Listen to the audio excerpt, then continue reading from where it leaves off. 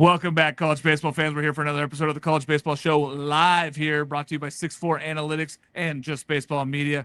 Unbelievable night at Charles Schwab Field. Yeah, we got started late, but we got some fireworks here. It was an unbelievable game here. Two great games here. What was your impression so far of games that have been played here so far, Monty? Feels like we've seen more than 4 games in a way, doesn't it? We've gotten 4 epic pitching performances, one pitcher from each game at least. It's been a pretty special start to the tournament, and things are only going to get better from here. It's been wild already for just 2 days. Jason, we're 2 days into this thing, and it feels like we've been here a week. Yeah, so the interesting thing for tonight was you kind of went into it and you said to yourself, like, I think you're going to have 2 quality games, and they were quality games, but both were in essence over in the first inning. Both scored the net amount of runs. I know you're saying no. Yeah. You had right. Oklahoma score 2. They didn't need more than that. You had Georgia score 4. They didn't need more than that. So I think like the oddity was like you had such impactful first innings that it was kind of like, I don't know, how do you get from inning 1 to inning 9? So I was really excited for tonight. I was really excited for Valantis, and at times it was there, at times it wasn't, but it was a unique night. Both good games, but definitely not what I was anticipating. Yeah, definitely not exactly what we thought was going to happen. I think that a lot of people were like, oh, this is a pitching matchup, but leans more towards Texas. Joey Volchko was every bit of it, but we'll talk about that when we get into game 2. Let's talk about game 1 here. Oklahoma continues to just be dominant. Like, it is a ridiculous heater that this Oklahoma team is on. Court Rager, a big part of that. The freshman came out and was an absolute ridiculous lefty. Rob Vaughn said it, hey, we never saw this guy in the regular season. I wish we would have, because the angle that this guy throws from is really hard to hit. Monty, really good lefty we've seen. Again, like you said, that was the 3rd pitching performance in a row we saw from a really good starter. It also wouldn't have mattered if they'd seen him in the regular season. This is a completely different pitcher. 19 innings pitched so far in the postseason. That's just giving up 3 runs, 24 strikeouts. He's been absolutely unbelievable. I mean, he takes a no-hitter into the 5th, with John Lem breaking that up. But unbelievable performance from him, sets the tone. And that's the epic pitching performance we got in that game. And it was just impressive to see what he's done all postseason. And he's set the tone for them in the Atlanta Regional, in the Lawrence Super Regional. And now he's set the tone here in Omaha. And, it never gave Alabama a shot. And we knew Alabama had trouble hitting. And guess what? He made sure that continued. Yeah, I mean, really, 7 innings, 3-hit ball. Jason, he was what the difference was. Like, yes, Lachance and the hitting of Oklahoma was good, and they scored some runs late. But the difference was Court Rager shutting down this Alabama team completely. Yeah, Lim said it pretty well in the post presser. He basically said that everything he was throwing was moving. He said that they were walking back to the dugout and like the fastball was just moving. And then he talked about a sweeper, how as a lefty, he was quite literally starting behind his back. And, they have Hines, and I think they said he threw like 7 or 8 changeups on the night, and pretty much all of them went to Hines because he was actually catching up to the fastball. But I mean, when they were talking about his release point and how much like extension he gets, and for a 6'6" guy from the left-handed side to get 7 feet of extension, it makes that 96, 97 play more like 100. So they just talked about how they really could never really time him very well. And when you can't time a guy, then his sweeper becomes more effective. And to your point, they couldn't really touch him. And to Oklahoma's, success, they went out inning 1 and they attacked. And they attacked Faye, who's been phenomenal in his own right. So it was a really great performance for Oklahoma, and they set themselves up phenomenally for game 2 because Mercurius looked great out of the pen for 2 innings. They may not even needed him. I know Skip talked about after the 7th, they were like, well, he did a big shout off of the mound. And he's like, I'm pulling him now because he looks like he's exhausted.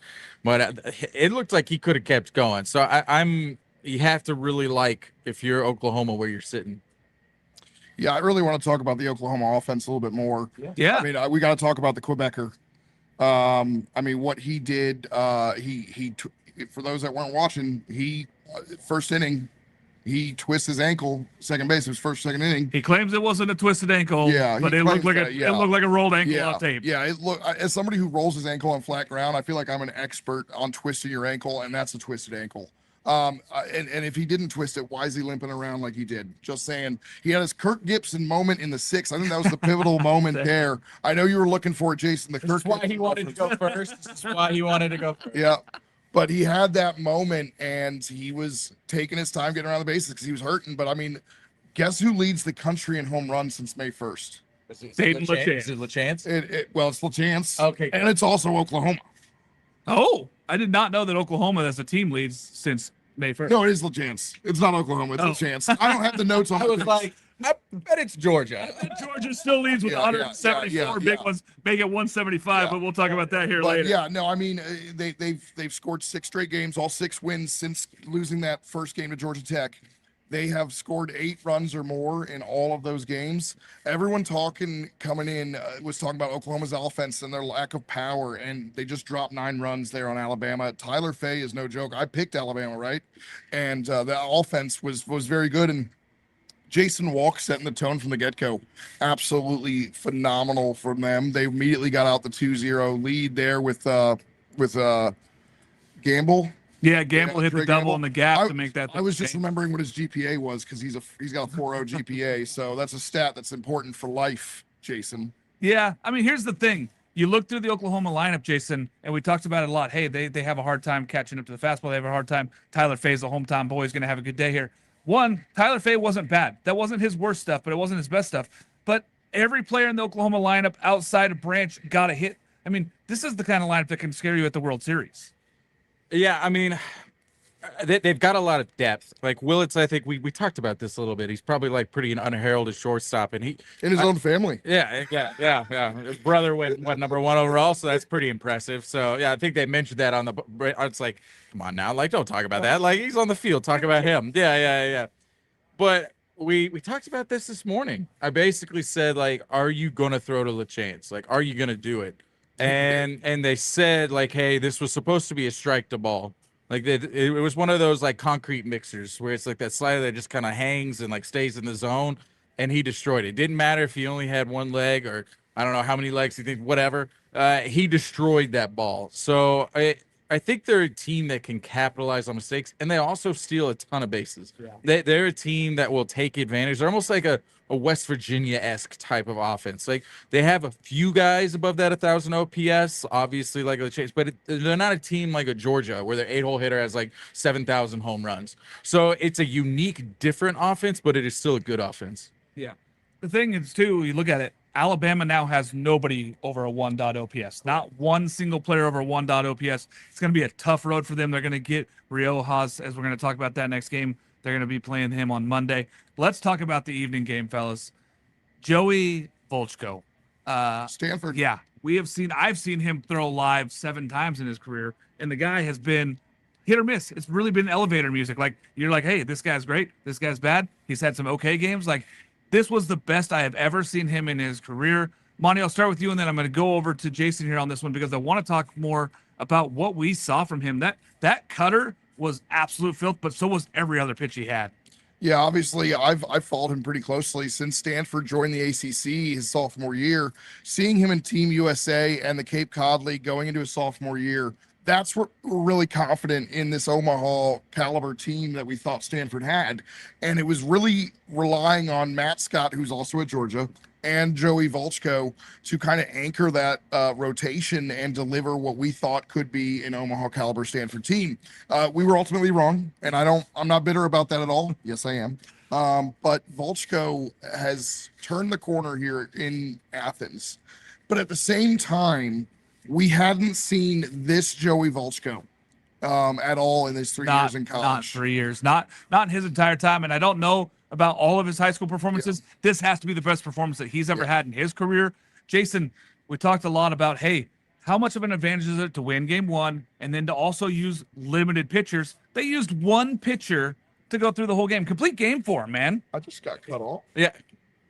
Micah said to bring in the lefty, and that he did. He was like, I'm gonna take this and give it to Micah Jason. was behind the screen chanting SEC at our fellow ACC. Oh, you weren't? You weren't?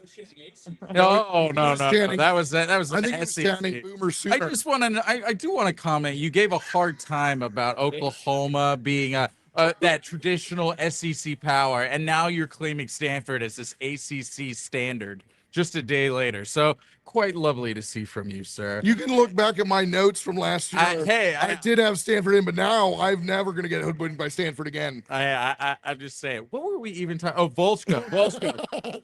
So this is a guy we had ranked pretty high. I think we had him number 2. And I remember talking to some coaches, and they were like, I think he had like a 34% K rate, something in that part. And it was like, why is it so low?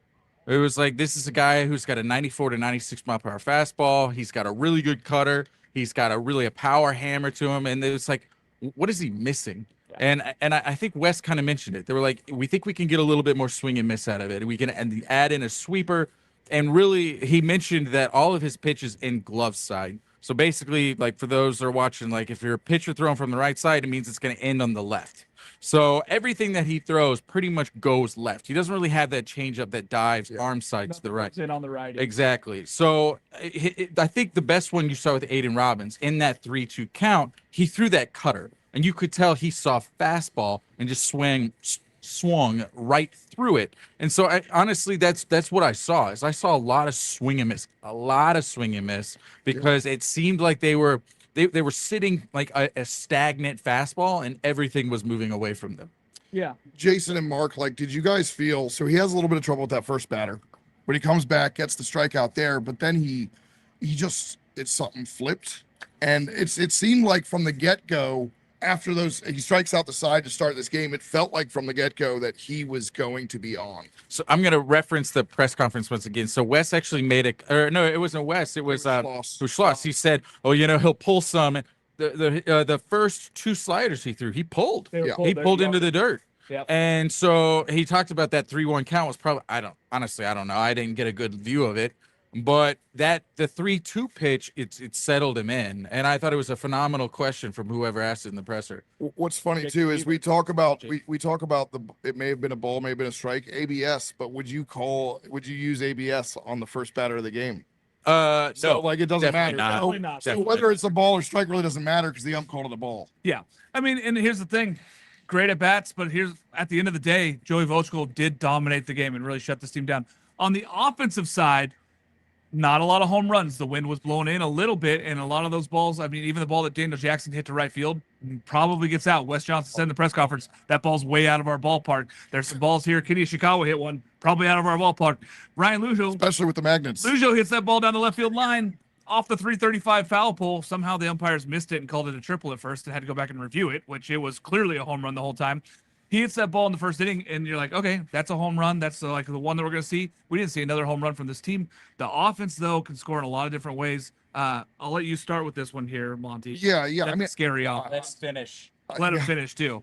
I do like what Texas's game plan was, but you cannot give an elite offense errors, right? And maybe it's a 2-1 game. Now, I know Jason mentioned early on, like, yes, technically based on it, that was all the runs they needed, right? Because right? Didn't they score 4? They scored 4 in the first. But let's say, if the error is not made, if you don't make the errors after, it's a 2-0. But that could change how you're attacking Volchko, and because you're maybe not pressing maybe as much or that, but as Sloss said, I'm pretty sure he said it may not have mattered anyway. It played well because Volchko was so good, but Carson Tinney having a couple of rough mistakes, uncharacteristic errors from him. But even when it was 4-1, they were kind of maybe could find a way to chip back, but then they let that, and the inning gets out of hand there.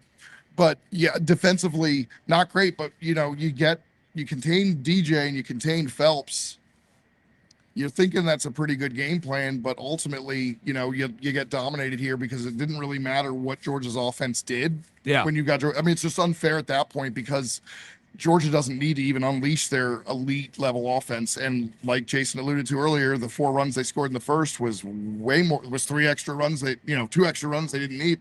Yeah, I do want to say that after the first inning, Dylan Valantis looked like Dylan Valantis, and he really shut down this Georgia lineup that could be very, very scary at all times. And he shut him down for 5 innings until the 7th inning. And Sloss talked about it. If they weren't in that 4-1 ball game, if Texas hadn't scored in the top half of that inning and given themselves a chance, he wasn't going to come back out for the bottom of the 7th. He was not going to be able to pitch that. Comes back out, he gets hit a couple more times. But honestly, Dylan Valantis, outside that first inning, even then he only gave up the 2 hits. The big one was just the Ryan Lujo hit, but he was pretty good today. Jason, I think that we're going to have to see him again in this tournament, but Texas is going to have to make a deep run for that to happen. Yeah, maybe. I how many pitches he threw tonight? Like probably close to 100 because he threw 40 in the first, if I remember correctly. It was over 95. Yeah, so I mean they have 3 legit starters, and so maybe he would come out of the pen because they Does he have any experience? 110. He threw. Yeah, they have Does he have any experience. Yeah, experience doing he was a pretty good closer last year. I mean, you see a lot of this from teams. They'll go your starting pitcher game 1. If you make it to game 5, which they would have to, they could pitch there, and also with the breaks and everything. But I just don't know. I'm not throwing him unless I win. I go to the championship. I'm not throwing him again just to get to elimination game, if that makes sense, because he threw so much, and also I have the talent around me. Like they have a ton of arms. Now, if they're in a all hands on deck type game, like yeah, I absolutely would do it again. But when you throw 100 pitches on, it wasn't a terribly hot day, but still a very incredible environment. I think it'd be pretty hard to turn around in 4 days and try to get back up for another game. This is also a guy that you're going to have back next year and is a future top first-round draft pick. Like you can't necessarily you don't want to put his risks too much or his health too much at risk. But yeah, I mean, there's a really fine balance there because it's Volantis is a competitor. He's going to want to go out there. He wants the ball. This is where it's Schloss has to balance the thing where you kind of have to protect the kids sometimes from themselves. Yeah, and overall, only 2 earned runs in the whole day for Georgia. Like only 2 of those runs were earned. So really, it wasn't necessarily the pitching, but how good Joey Volchko is the story of that game. Yeah. So let's talk about what we think for predictions here, but let's talk about what we think is going to match up here for the next round. So we got Georgia and Oklahoma, and we're going to see them on Monday. Monty, what are your thoughts here? Well, cool story there. We got the Branch brothers going head-to-head, which we thought could happen. How many times is that going to get brought up? Right. A lot, a million times. Side by side. ESPN's going to show pictures of them growing up. They're going to show them like dunking sand on each other's heads. Yeah, it's funny because I was like, I'm gonna have to write a story, and then I'm like, no, everyone's gonna be writing a story on that. I do not need to write a story on that because it's going to be ad nauseum, but it's a cool story. It is a cool story. But it's gonna be fun to see. Oklahoma's gonna get tested again. They took down Georgia Tech, so Georgia loves them for that. But now Georgia's on the other side, and you're gonna get tested again. This is you're gonna face a pretty good offense who got shut down tonight. You don't imagine they get shut down 2 games in a row. And it's funny, I'm saying shut down if they scored 7 total runs. Yeah. But it's going to be really interesting to see how that kind of shakes out. But I'm really excited for it. I imagine we're getting Xander Mercurius. I would assume Xander. And you've got a fully rested bullpen with yeah. Probably LJ after 2 days. He can go back again. You've got Jackson Cleveland, who hasn't been used at all. And really looked good against Georgia Tech. And honestly, it wouldn't surprise me if Cam Johnson gets an opportunity. Like I could see him not pitching at all, or I could see Skip going, "Hey, this is a guy with a lot of experience. Let's try to go to him at some point in this game." Yeah, it's going to be a lot of fun to see that kind of matchup because it's going to be Oklahoma. They're the hottest team right now, having won 6 in a row. Well, one of the hottest teams. One of the hottest, because obviously Georgia's hot. one more. Yeah. But it's going to be interesting to see how that kind of shakes out because Oklahoma has been tested. And they have looked amazing since dropping that first Georgia Tech game. Yeah. What kind of position does this put Georgia in, though? Only using Volchko tonight, Jason. Like one pitcher. So now they get Dylan Vigue, or they could go with Matt Scott, or they could go with, Caden Aoki. They could go with a bunch of guys here to start this game. And they haven't made any decisions yet. Yeah. This is a hard one for me because I think, deep down, I would like for them to go Aoki. But I settle it down. But I feel like when Oklahoma struggles, sometimes it's against power pitching. Mm-hmm. So I don't know. Saw him beat up Faye. Yeah, is Vigue? And... Yeah, Vigue is healthy, if I remember correctly. Still, I mean, Matt Scott throws a 90-mile-per-hour slider, so you can. And this is the thing about. I think this will be the really interesting thing to see because we saw this with Rager Like he's dominated the first like 5 to 6 innings, basically his last 4 starts. But then for Oklahoma, it's been like, who's gonna take the baton? Like who's gonna be our second lap? And I think will Xander be able to like live up to that? Because LJ and Kim, as we both mentioned, like there's a reason that they're not going to be going today or on Monday is because they both struggled with the walk out of the leadoff spot or out of the starting mound spot. So I mean, I think it'll be a very important first 2 innings because if they can kind of settle in and if they can stretch it out a little bit to get to an LJ, to get to kind of like that back end of the bullpen, because Oklahoma is not like absurdly deep from a pitching staff. Georgia has Georgia could almost go with like 3 to 4 different pitchers here, and I think they could almost go from like a matchup standpoint. I think for Oklahoma, it's pretty set. It's going to go for Xander. But honestly, I wouldn't be surprised if West kind of pulled a joker out of his sleeve instead of an ace and comes up with something kind of unique. Yeah, and then game 1 is going to be an elimination game with Alabama and Texas. This Ruger Riojas versus I'm trying to remember the pitcher's name for Zane Adams for Alabama. Like this is another decent pitching matchup. Like these are 2 good SEC pitchers going off each other. I think that it all leans towards Texas in that one, and I also think that it all leans towards Georgia in the evening. What is your thoughts on that, Monty? Who are your 2 favorites in those? Yeah, you got to think that Texas is lined up to return for a rematch with Georgia. And to do that, they're going to have to take care of step 1, which is Alabama. But they need to focus on that, right? You cannot look ahead to what are we going to do when we get to face Georgia again? Because you do that and you're not going to get to face Georgia again. Got to attack Alabama right away. So Alabama's the goal. It's going to be all hands on deck because that's the way it is. Obviously, you don't want to have to use certain guys, but if it's pardon the use of this word, but if it's a dire situation, not to be dramatic, West doesn't like that. Or Schwab, Jim doesn't like that. But no, if the season's hanging by a thread, you're gonna have to use somebody you maybe wanted to save. But it's gonna be really interesting to see. But I gotta feel like Texas is the favorite, and they're gonna get stuff done. The question is Ethan Mendoza gonna be ready to go? We don't know. That's a big piece. Not even just lost new. He hadn't even had a chance to talk to his trainer yet. Yeah.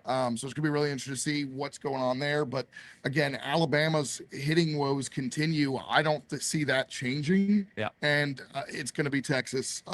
Should be able to handle it. And if everything goes right for Texas, they can save some arms. But obviously, if it's close late, you're gonna have to make some tough decisions that ultimately could cost you down the road. They didn't have to use any of their real big bullpen pieces tonight. They didn't use Thomas Burns. They didn't use Sam Kozart. So they've got the pieces in the bullpen. I'm going Texas and Georgia as well. Where are you going with these 2, Jason? Oh, I didn't pick Georgia yet. Well, you said when they had to rematch with Georgia. So it's like, You're right. No, that's a safe assumption. Shit. Well, You're or right. Oklahoma, they've already been booted. Yeah, you're right. I didn't even think about it, and I said that. Yeah. And I'm an Oklahoma guy. Yeah. Big 12, baby. So I think it'll really depend upon which Ruger you get. So the last 2 years, he's looked like a top 5 pitcher in the non-con and maybe like the first 2 weeks through the SEC slate. But he's kind of faltered down the end of the year, both years. So I think it really depends on which Ruger you get. And I mean, for Alabama, I think they have to show like, hey, we've got some fight. Like, because they have a ton of talent. Yeah. And I feel like you have to want to lean Texas because they're pissed off right now. Like, that's not Tinney. Like, there were some questions like, oh, you think he doesn't have the yips? Like that was just a guy. That was just a guy who he threw a ball away. Like it's just baseball. One error. Like the second one, honestly, that's not an error. That's just a guy making a play and it just slightly being off. Like, yeah, you can call it an error. The first one, that's just oh shit, what did I just do throw? The second one is I'm trying to make a play throw. So I think maybe there are going to be some people who are going to be like, oh, did Tinney do? No, I'm not. I will say this: if you don't have Carson Tinney, you are up shit creek this year, Texas. So I would be looking back at your backstop and being like, we have an All-American back there, and if we're going to make any sort of run moving forward, it's going to be with him leading that path. So Jim said as such. Jim said as much. Just lost in the meeting was like, hey, he's our guy. He's an All-American. We have full faith in him. Yeah, as an old catcher, it kind of like pissed me off a little bit to be sitting up there and like hearing all these people asking like, well, how was it with Tinney? And like, did he ask you? It's like, no, there's like, there's nothing to say in those situations. It's basically like, I messed up. I know I did. Everyone knows I did. End of story. Move on. So long story short, I do like Texas. I hate this for Oklahoma because if there was a gambling side of this, which we're not, I would say I fade Oklahoma an absurd amount, and they always end up winning. So I almost don't want to pick against Oklahoma because, well, maybe the Sooners want me to, because every time I do, except I did pick them this morning, I will say, but I was 1 for 2. I had Texas in the second one, so what is a broke clock is right twice a day. So I long story short, I just got to go Georgia. Sorry, Oklahoma. By the way, real quick to mention, by the way, Jason, his blood's boiling. He's in the front row of the press conference, so hopefully he was able to keep his poker face. No,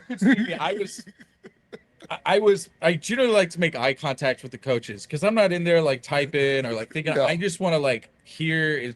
And I was just like staring at Schloss, and like part of me wanted to be like shaking my head because it just pisses me off. Because I somebody who I didn't think twice about. Like mistakes happen. Like I didn't sit there and go, oh no, Tinney. Next time Tinney throws, so there was no yips like that. And if anything, I think Tinney's gonna come back, hit a bomb. Yeah, on, you know what I mean. I got full faith in that young man. He's a headstrong young guy. He's tough. I have mental toughness through the roof for that man. He's gonna have a long playing career in the MLB. Zero worries for him. Let's talk about tomorrow's matchups really quick here as we're already rolling up to our 30 minutes here. Player of the game as well, or player of the days? We'll go player of the game. We can go player of the day first. For me, it's pretty easy. It's Joey Volchko, because why else would I go literally anywhere else? He had his first complete game ever and 15 strikeouts. Yeah. Do you have yours as mine? I'm gonna go Deiten Lachance. I thought you were gonna use your pun, like a mispronunciation, as like a... Oh nope. I wasn't gonna do it. I'm gonna be respectful, and if that's how he wants his name to be pronounced, even though it's not as cool. And I also didn't want to take yours. I thought that might be yours. No. I was just gonna make one up on the spot. I was gonna have some fun with it, but we have to go Rager. It's cool. Rager, whichever you feel like, sir. That's cool. It was, again, this is a guy that they talked about, like, they didn't. I think he was in the pen. I can't remember if he came out for an inning. I know they talked about like his lat. He has some lat issues. I think he was available for that. They just this is something that I talked to the Oklahoma pitching the staff about before the game this morning. It's like, there aren't a lot of teams that would basically 3/4 of the way through the season look at your Friday and your Saturday night guy and be like, this isn't working, we're pivoting. And they did it, and they've basically just like been full steam ahead ever since they did. And again, he's kind of the guy that's kind of been that riverboat captain, just kind of like mean the ship. So I'm excited for him. He's going to be Team USA. They mentioned. I did not know that. Excited for him. They always release those weirdly. So yeah. I'm sure it'll be on some like graphic or something. But ultimately, like, he had a phenomenal day. A true freshman, which is just silliness. Like the freshmen we've seen the past 2 nights have been absolutely. We haven't even seen Kozart yet. Yeah. So in the era of the portal, and it was interesting, was Georgia had 2 portal guys that they brought up. It's really neat to see still some freshmen succeeding. So yeah, that's what I got. And it's interesting because this is the time of year freshman pitchers are hitting a wall. Yeah, they're usually getting tired of it. And it feels like Rager's getting better. Yeah, maybe that the couple weeks off where he was healing from that lat injury, it's kind of like he got to play through that because now he doesn't have the fatigue. So let's talk about the 2 games tomorrow real quick. We're just going to pick winners and a little bit of like a commentary if you want to here. We got the 2 games tomorrow. The morning is Troy versus Ole Miss. And then the evening game is going to be a great one between North Carolina and West Virginia. Starting the morning game here, we'll all 3 pick the morning game, and then we'll switch to talk about the evening game. Yeah, if you remember, we predicted last night, and Jason laid out a bunch of good reasons that I'm sure he's about to lay out again about Ole Miss and why Ole Miss is going to win this game, and all of that makes sense, but you hit Troy's. My gut says Troy because baseball, right? Yeah. And Troy has been in this position before. They lost the opening game to Miami in the Gainesville Regional.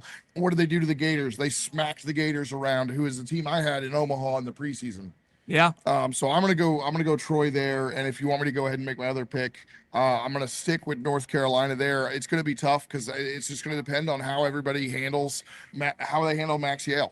And how that offense is able to continue clicking. And Ryan Lynch is obviously probably going to be the guy. I can't imagine they throw a weird angle there because Glauber pitched the other night. Well, yeah. So There's not really any options there. So I'm going to go with North Carolina, but it's going to be interesting. I could see West Virginia with Maxx Yehl. I mean, back-to-back really tough arms for North Carolina to face, but to be the best, you've got to beat the best, and they are getting tested here in Omaha. Testy. Jason, who are your picks for tomorrow? Same? Yeah, I don't remember what I picked, frankly. My assumption is I picked Ole Miss because I bet they'll go Townsend. But the crazy thing is, like, do they go 0-2 and not throw Elliott? Like, I part of me would be like, what? I don't know. I think if they got in a situation tomorrow, they would throw Elliott. Out of the pit. You laid out a bunch of good reasons and convinced me to go Troy. Okay, yeah. I mean, at the end of the day, like, Ole Miss strikes out a whole lot. A whole lot. I mean, they've got some power bats, but we've also seen that Troy has some power bats. Like, again, to my point, Janicki hit ball real far. And he will, does. Now he will see, if it's Townsend, he will see a legit 98, 99 mile per hour fastball. So if he makes connection, it's gonna go real far. So I think it'll be a good game, but I'm sure I picked Ole Miss. I'm not sure. Maybe I did. You did. I would probably say Ole Miss. So in the night game, I just feels like it has to be North Carolina. Like, I think Lynch is just gonna go out there. He's gonna shove, and I know that Yehl has been really good, but I think North Carolina can handle that, like 93 to 95. Cole has been more that like 85 to 88, like sinker change slider. Everything just kind of moves. It's a weird funky angle. Yehl is more just kind of like I'm gonna chunk it. I think it's gonna be really interesting to see who the second pitcher is for West Virginia. Like, how deep can Yehl get? Because if he can't go like if he had the same thing that happens with Cole, I don't know what the hell happens to West Virginia. I mean, maybe Dawson Montesa. I think we talked about it because he's been coming out of the pen. He looked fantastic against Kentucky through 120 versus Wake Forest. Yep. So he's been really good after struggling. He was their Friday night guy, like week 1 of the Big 12. So they like him. They like his stuff. But he hasn't really put it together. And I think he's kind of one of those guys that maybe is starting to like what Wes was talking about with Volchko. It's like, hey, we're starting to see it at the beginning of the regionals and the super regionals. Like, maybe he's really starting to put it together. So I'm going to go North Carolina just because I think they have the bullets. And I think West Virginia has like bullets themselves, but I would say they're just like less plentiful. So when I think about a game, like, I think it's a shootout. It's like, who's going to have the most bullets at the end? And for me, it feels like it's North Carolina. That's fair. You guys know where I'm at. I'm Troy. I think that they come out firing. I think that they put it together. The fact that they scored 5 and chased chances and goals so easily was really kind of shocking to me, and it kind of proved that, hey, this team can hit with anybody in the country. Now, Cade Townsend is going to be a real difficult chance. Maybe the best arm that they will see all season. Now, I know they saw Liam Peterson, but this is a real good arm in Cade Townsend. And I'm going West Virginia. As you guys know, I have picked West Virginia as my national champion this year. Got to stick with them. I think that they win the 1-0 game and put themselves in a real good position versus Troy or North Carolina the next day. Final thoughts, Monty? I was not prepared for final thoughts. So I'm excited about baseball. I got a couple articles hopefully coming out tomorrow. We're going to have a notebook kind of summarizing the first round of games and also a little bit of talk about North Carolina and how their offense is elite in maybe an under the radar kind of way, not looking at the numbers and more about stuff that goes beyond the box score. More about stuff beyond the box score. What about you there, Jason? Any final thoughts? The weather.